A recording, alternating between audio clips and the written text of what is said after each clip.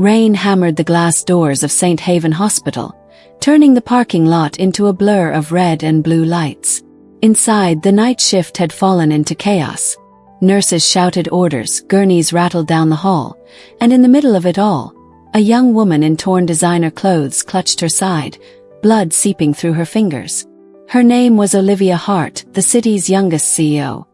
Her voice barely holding on. "Please, just make it fast," she whispered, eyes glistening under the harsh fluorescent light. But no doctor came. Only a tall man in a faded security jacket pushed through the doors. Ethan Ward, quiet, steady, with tired eyes that had seen war. He dropped to his knees beside her, tore open a first aid kit, and said in a low, firm voice, "You're not dying tonight. Not on my watch." The nurse froze when she saw the medic numbers tattooed on his wrist. Olivia looked at him, startled, something flickering behind her pain.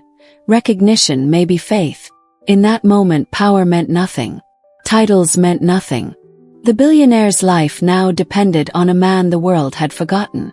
Subscribe to Canada's Heartfelt Tales, where true courage speaks louder than status. Under the harsh hospital lights, chaos spilled into motion. Nurses rushed in and out, calling for supplies, but none of them realized the stranger kneeling beside Olivia Hart wasn't one of their own. Ethan Ward moved with silent precision, checking her pulse, applying pressure to the wound along her ribs. The sound of rain echoed faintly against the windows, mixing with the beeping monitors and muffled voices. Olivia's lips trembled as she whispered, Why are you helping me?" Ethan didn't look up. "Because someone has to." His voice was calm, firm, like it belonged to someone who had seen too much of both life and death. Minutes passed like hours. Her breathing steadied, the bleeding slowed, and for a brief moment the panic faded. Then, headlights flashed across the hospital glass doors. Dr. Reyes had finally arrived. He froze when he saw Ethan's hands stained with blood. "Olivia stable. Who authorized you to?" he began, but the nurse interrupted. "He saved her, doctor. She'd be gone if not for him." The doctor's face softened. Ethan just stood up, wiped his hands, and disappeared down the hallway. By sunrise, the city moved on. Olivia woke in a private suite, surrounded by silence. The pain was dull now, but the memory of that deep voice lingered. She replayed it in her mind. "You're not dying tonight." Who was he? Her assistant Marcus entered with a tablet full of messages. His tone clipped and professional. "The press found out about the crash, Ms. Hart. They want details: who was driving, who saved you. Do you want to issue a statement?" Olivia hesitated, eyes drifting toward the window. "No names. Just tell them the medical team did their job." Marcus frowned but nodded. To him it was another PR decision. To her it was something else. Something she didn't understand yet, or maybe didn't want to. That night, Ethan returned for his shift. The same halls, the same flickering lights. Grace, his 8-year-old daughter, sat at their usual cafeteria table coloring a picture of stars and hearts. When she looked up and saw him, her whole face lit up. "Dad, look, I drew you saving someone again." Ethan smiled faintly. "You've got quite the imagination, kiddo." But he knew it wasn't imagination this time. He walked the halls quietly, avoiding the upper floors where the CEO's suite was. Yet fate has a strange way of crossing paths twice. As he turned the corner near the elevators, she was there. Olivia in a hospital gown, leaning on a crutch. Her eyes met his, and for a heartbeat neither spoke. Then she said softly, "You're Ethan, right?" He nodded once. "Yes, ma'am." She took a small step forward. "I wanted to thank you for last night." Ethan's face remained unreadable. "Just doing my job, ma'am."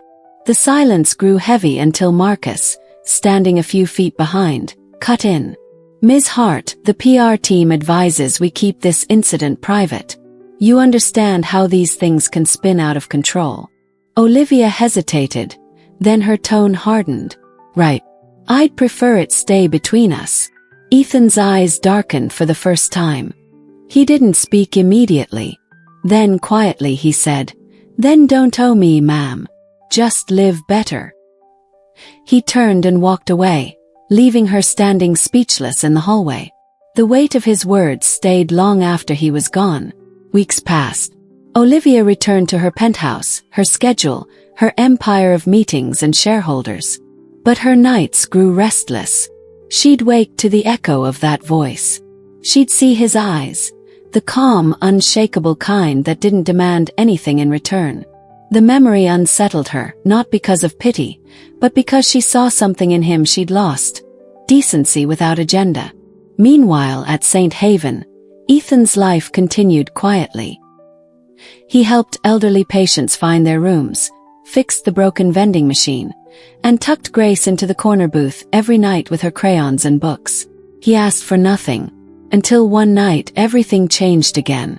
The annual St. Haven Charity Gala was the hospital's biggest event, hosted by the Heart Foundation. Olivia returned in full force, elegant, confident, draped in midnight blue. Cameras flashed, reporters whispered. She was back, unbroken, untouchable. Ethan, assigned to security detail near the stage, watched from the shadows as she spoke about community, compassion, and healing. He almost smiled at the irony. Then chaos erupted. A man collapsed near the buffet, his face turning pale blue. Panic swept the room. People shouted for help, backing away in fear. Ethan didn't hesitate. He dropped his radio, sprinted through the crowd, and fell to his knees beside the stranger. Airway clear. No pulse. His hands began compressions, 30 steady pushes, 2 breaths again and again. His voice broke through the noise. "Stay with me, sir. Come on." After what felt like forever, the man gasped, choking for air. The room erupted in applause. Cameras turned. Olivia stood frozen on the stage, watching the man she'd once dismissed as invisible bring someone back to life right before her eyes. When the paramedics arrived, Ethan quietly stepped back into the crowd. But the damage was done, not to the man on the floor, but to Olivia's conscience. That night, she requested his personnel file. What she read shattered her polished image of control. Ethan Ward, former combat medic, Silver Cross for Valor, Purple Heart, father to Grace Ward, age 8. Discharged for family hardship. She stared at his photo for a long time, then at her reflection in the glass. For the first time, she felt small. The next morning, she called a press conference without telling her PR team. Reporters filled the room, puzzled. Olivia stepped to the podium, eyes steady, voice trembling only once. "A month ago, I was in an accident.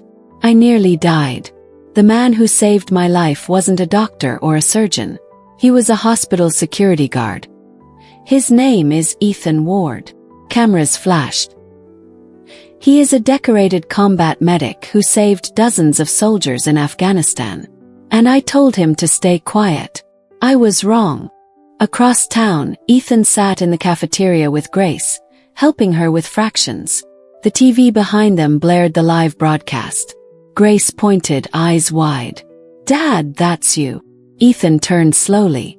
His own photo filled the screen, medals glinting. Around him, staff began clapping. Someone shouted, "That's our guy." Ethan lowered his head, embarrassed. "I didn't need this," he muttered. Grace squeezed his hand. "Maybe she did, Dad." The applause on TV grew as Olivia continued. "He reminded me that leadership isn't about power, it's about service.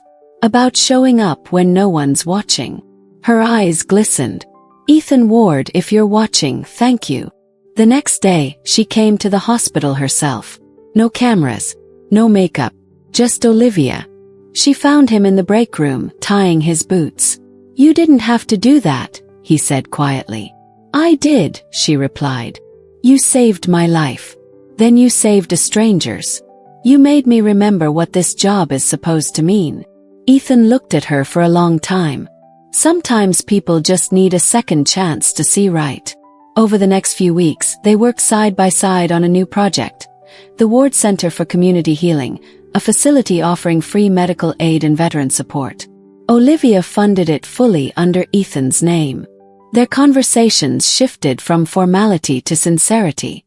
She told him about growing up in privilege, about her father's harsh lessons in control. He shared how he'd buried his wife, how Grace became his reason to keep breathing.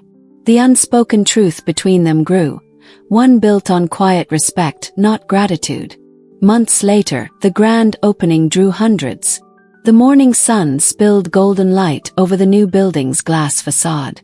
Olivia took the stage, her speech simple. "A year ago, I met a man who taught me that true strength isn't about winning, it's about healing. Today, we open the Ward Center in his honor." The crowd applauded as Ethan walked up, Grace clutching his hand. His uniform was crisp, his posture straight, but his eyes betrayed emotion he couldn't hide. He leaned into the microphone. "I've seen what broken looks like, in battlefields, in hospitals, and in people. But healing starts when someone decides to care again. That's all we did here." The applause was thunderous. Olivia stepped forward, holding a small box. Inside lay a silver medal engraved with the words, "Please don't make it fast. Stay." Her voice wavered. "Because you didn't let me give up that night. Because you stayed." Ethan blinked back tears. "Guess some pain's worth feeling." Olivia smiled softly. "Yeah, it is." As the crowd rose in a standing ovation, Marcus, the same assistant who once urged silence, stood near the back. Cameras zoomed in just in time to catch his face. The face of a man who'd built walls around his career and watched them crumble in a single moment of truth. Days later, his position at Hart Industries was quietly dissolved after Olivia discovered how he'd manipulated press narratives for personal gain. He was last seen leaving the city, his arrogance replaced by the silence of regret. Meanwhile, the Ward Center became a sanctuary.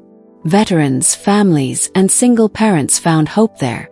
Olivia visited often, sometimes bringing Grace hot chocolate after school. The woman once known for her cold ambition now smiled easily, laughed freely, and worked side by side with a man who reminded her that power without compassion is hollow. And on the first anniversary of the crash, just before dawn, Olivia stood outside the center's glass doors watching the sunrise, the same one Ethan once promised she'd see. He approached quietly, hands in his jacket pockets. "Told you you'd see the sunrise," he said. She turned to him, her eyes warm, her voice soft. "You didn't just save my life, Ethan. You changed it." He smiled faintly. "That's what staying does." The sky bloomed orange and gold above them, light spilling over the city. The story of the night guard and the CEO had come full circle, not as a tale of wealth or war, but of the quiet redemption that begins when one person refuses to walk away. And somewhere deep inside, the message lingered. When you stand for what's right, even in the dark, the world eventually sees the light. The months that followed moved quietly, like the slow thaw after a long winter. Olivia no longer hid behind glass towers or boardrooms. She walked the hospital halls often, learning names she used to pass without seeing. Her voice softened, her pace slowed, and for the first time, her success felt like service, not survival. Ethan, still steady as ever, had stopped trying to disappear into the background. He stood taller now, not because of medals but because he finally believed that quiet goodness could change the world. One crisp morning, Grace placed a single drawing on the Ward Center's wall, a sun rising behind two hands clasped together. Underneath, in small uneven letters, she wrote, "Helping is how hearts stay strong." Olivia paused before it, her eyes glistening, realizing that what began as a moment of rescue had become a lifetime of purpose. Outside, snow fell softly over the city, blanketing the world in a kind of peace neither of them had known before. Sometimes redemption doesn't come with applause. It comes in silence, when you choose to live a little kinder than yesterday. If this story touched you, show your support. Like, share, and subscribe to Canada's Heartfelt Tales, where every story reminds us that strength begins with compassion.